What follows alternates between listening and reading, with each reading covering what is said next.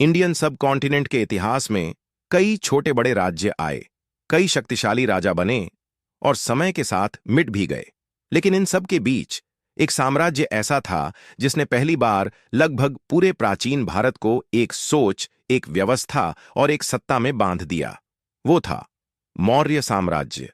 आज से करीब 2300 साल पहले, जब दुनिया के ज्यादातर हिस्सों में बिखरे हुए कबीले और छोटे राजा थे, उसी दौर में भारत में एक ऐसा साम्राज्य खड़ा हुआ जो सिर्फ तलवार की ताकत से नहीं, बल्कि एडमिनिस्ट्रेशन, डिसिप्लिन और आइडियाज से चलता था। आज भी अशोक के शिलालेख, पत्थर के स्तंभ और धम्म के संदेश इस बात की गवाही देते हैं कि यह कोई आम साम्राज्य नहीं था। कहानी का मोड़ आता है 326 बीसी में। पश्चिम से एक विजेता भारत की ओर बढ़ता है। मैसेडोनिया का महान राजा अलेक्जेंडर द ग्रेट। फारस, मिस्र और मध्य एशिया को जीतने के बाद उसे लगता था कि अब दुनिया में उसे रोकने वाला कोई नहीं है। लेकिन भारत की धरती पर उसका सामना होता है राजा पोरस से। हाइडस्पेस रिवर के किनारे एक भयानक युद्ध लड़ा जाता है। अलेक्जेंडर जीत जाता है, लेकिन पहली बार उसे ऐसा राजा मिलता है जो हार कर भी सम्मान जीत लेता है। यहीं से अलेक्जेंडर को समझ आने लगता है, भारत आसान नहीं है। जब उसकी सेना को पता चलता है कि आगे मगध में नंद साम्राज्य है, जिसके पास लगभग 2 लाख पैदल सेना, 20,000 घुड़सेना, हजारों रथ और 3,000 से 6,000 युद्ध हाथी हैं, तो सैनिक डर जाते हैं। सालों की लड़ाइयों से थकी हुई सेना आगे बढ़ने से मना कर देती है। अलेक्जेंडर लौटने पर मजबूर हो जाता है।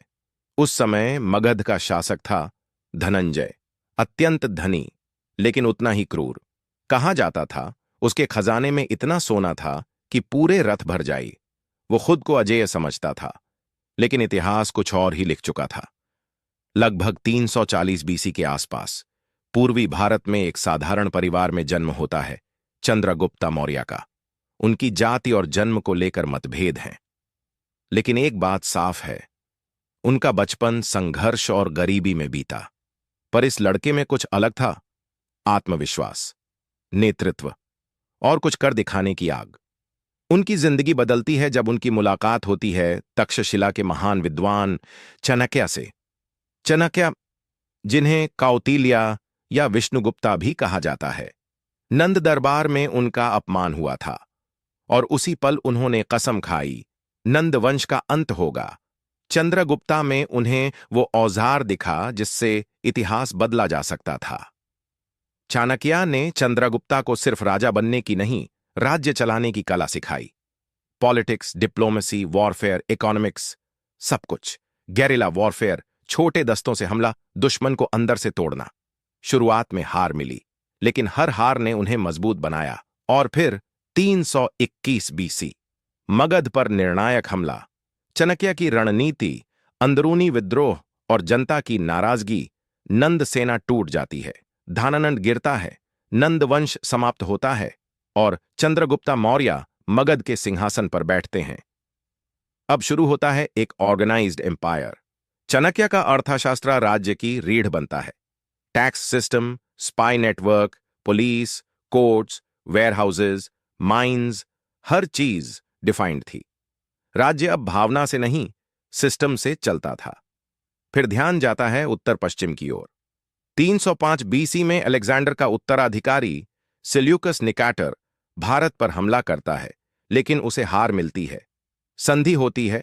सेल्यूकस अफगानिस्तान और बलूचिस्तान के बड़े हिस्से मौर्य साम्राज्य को देता है और बदले में 500 वॉर इलेफेंट। उस समय मौर्य सेना दुनिया की सबसे शक्तिशाली सेनाओं में गिनी जाती थी। लगभग 24 साल के शासन के बाद चंद्रगुप्ता मौर्य सब कुछ छोड़ देते हैं, जैन धर्म अपनाते हैं और श्रवणबेलगोला में सल्लेखाना द्वारा जीवन त्याग देते हैं। 297 बीसी में सिंहासन संभालते हैं बिंदुसारा। उन्होंने साम्राज्य को दक्षिण भारत तक फैलाया। ग्रीक रूलर से उनके अच्छे संबंध थे, जिससे कल्चरल एक्सचेंज हुआ। बिंदुसारा के बाद सत्ता संघर्ष होता है और उभरते हैं अशोका। 272 बीसी में सत्ता पर कब्जा और 268 ईसा पूर्व में औपचारिक राज्याभिषेक। शुरुआत में अशोका बेहद कठोर थे। लोग उन्हें कहते थे चंद अशोका। लेकिन फिर आता है इतिहास का सबसे बड़ा मोड़, 261 ईसा पूर्व, कलिंगा वॉर। हजारों नहीं, लाखों लोग मारे गए, अनगिनत परिवार उजड़ गए। जीत के बाद अशोका ने जब तबाही देखी तो उनका मन टूट गया। यहीं से एक योद्धा मरता है और एक महान शासक जन्म लेता है। अशोका हिंसा त्याग देते हैं, बुद्धिज्म अपनाते हैं।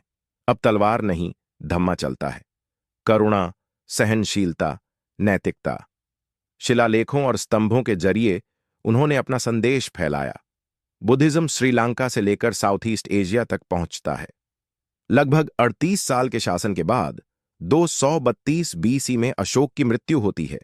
उनके बाद कमजोर शासक आते हैं। साम्राज्य धीरे धीरे बिखरता है और अंततः 185 बीसी में अंतिम मौर्य सम्राट बृहद्रथ की हत्या हो जाती है। मौर्य साम्राज्य समाप्त हो जाता है, लेकिन उनकी विरासत कभी खत्म नहीं हुई। यूनिफाइड इंडिया का सपना, मजबूत एडमिनिस्ट्रेशन, बुद्धिज्म का वैश्विक प्रभाव और चाणक्य का अर्थशास्त्र, मौर्य साम्राज्य आज भी भारत के इतिहास की सबसे मजबूत नींव है।